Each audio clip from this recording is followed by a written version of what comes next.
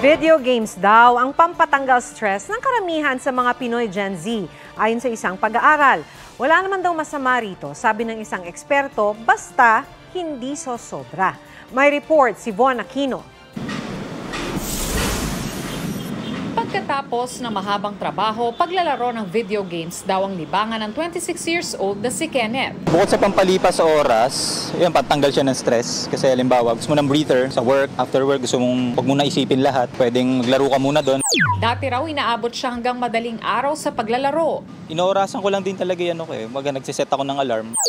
Sa pag-aaral ng marketing media platform na Totally Awesome, 56% ng mga Filipino Gen Z ang nagsabing ang gaming ay paraan nila para magtanggal ng stress o anxiety. Sabi pa sa pag-aaral, ang mobile games ang pinaka-pinipili ng Gen Z. Sunod ang online video games at console video games.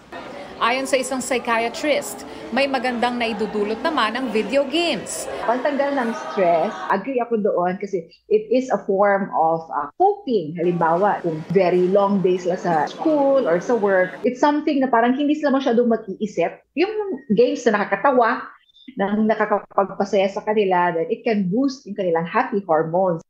Nakaka-develop din daw ito ng social skills at communication. Pero ayon sa eksperto, may masamang epekto rin ang sobrang paglalaro ng video games.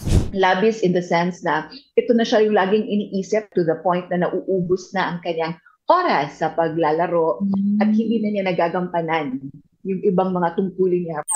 Pwede rin daw itong mauwi sa addiction at sedentary lifestyle o kakulangan sa ehersisyo. Any form of winning, na for example, naboost yung release ng dopamine ating brain. Ito yung reward na hormone na para bang it gives us that sense of pleasure. Maaring hanap-hanapin yon ng ating katawan kasi nga it is addicting.